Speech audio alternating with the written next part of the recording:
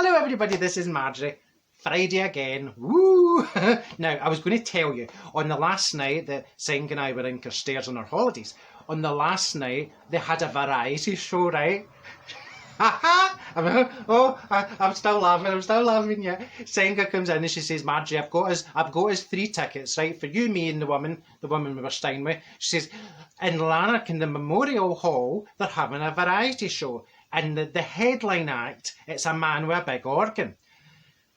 And I says, the variety show with a man with a big organ. So, we all get dressed up and we went in, right? And they've got an usherette. She's about 86 and she's got a wee outfit on and her torch. And she's, I'll show you to your seats. There's about 6 of us in the audience. And because of the social distancing, right, we couldn't all sit together. So I was doing the front near the stage. Singa was up in the front row of the circle. Well, she thought she was the queen. She's waving down to me as if she's Her Majesty. So the variety show. Oh, what an absolute rammy! They had dancers, right? Dancers. I mean, the average age of these dancers must have been 106. I mean, every time one of them moved, see if one moved to the right, all you could hear was crunch. It was like bones and muscles. It was hysterical. They had gymnasts. They had a gymnastics club. One of them had a wall frame. I mean, gymnastics. And then there was a comedian. This comedian came on, right? Right. He says, knock, knock. And we all shout, like all 6 of us, we're all like, who's there? And he says, Peter. And we all went, all 6 of us, Peter who? And he went, what is it? And I says, oh, God love him. I mean, he needs to get sent away to the memory clinic, I think he's losing the plot. And I says, I think he needs to get sent away to the memory clinic. I think he's losing the plot. Anyway, it was dead cringy, this show, but they try their best, and I think that's what these wee places do. There's a community spirit, and they all chip in, and one does the tea, and one does the raffle, and one makes the tickets, and one makes the costumes. So, before I forget, talking of variety shows, I was reading in the newspaper that Anton is going to be taking over from Bruno as a judge on Strictly. Oh, that'll be funny, won't it? Because, well, he's been a dancer himself. He knows what it's like. So I think that'll be good. I mean, that's been rumoured for years. I mean, mind the rumour that he was going to take over for Bruce Forsyth. Then Bruce Forsyth died. So Bruce Forsyth, well, he couldn't do it anymore because he was dead. And then there was talk that Anton was going to do that. And then there was talk he was going to be doing, what do you call it, It Takes Two. And then there was talk that he was going to be a judge. Well, he's finally going to be a judge, so that's lovely.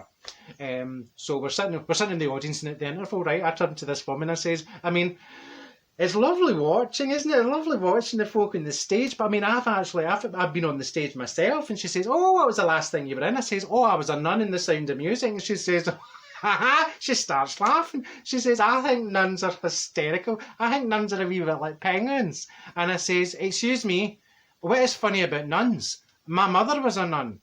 So that wiped the smile off her face. I mean, imagine laughing at nuns. I mean, these women, right? These nuns, they dedicate their life to being a nun.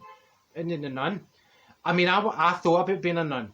Seng and we quite fancied being a nun after we watched Whoopi Goldberg and Sister Act, because we thought, here, this looks quite fun. You get to sing and dance and go to Las Vegas and play the slot machines and do the karaoke and play pool. So, I mean, that film did a lot for nuns, because I think, well, there was a lot of applications to be a nun after that happened. But no, I decided I didn't want to be a nun because, I mean, well, they've only got the one outfit. I mean, if you only get the one outfit, there's not much you can do with it. You can maybe put on a wee colour hem or something, but,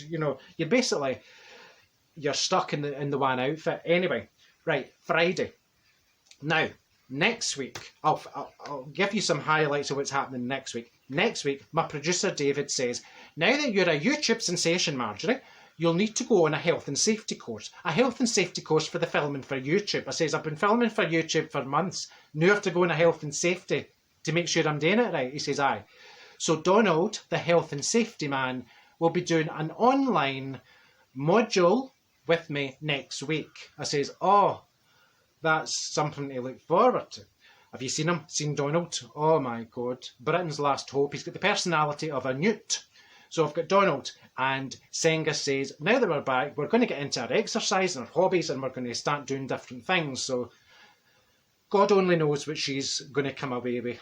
We'll end up doing something stupid. And I don't like doing anything stupid. I mean, I'm quite, although I'm a people person, I'm quite a serious person. So I will see what Senga comes up with. Do you like this wee taupe? This is, do you know where I got this? I said to Senga, she says, I like your top. I've not seen that one before, Marjorie. I says, I got this on everything5pound.co.uk. And she says, that's lovely. And how much was it? I says, £5. She says, oh, that's lucky because that's the name of their website. I mean, it's like sometimes I think it's like talking to Dana. So, have a lovely weekend, everybody. And as I always say, be good. And if you can't be good, be very bad. All right, you take care of yourselves, and I'll see you on Monday. Okay? Bye-bye, everybody. Bye-bye. Oh, it's lovely.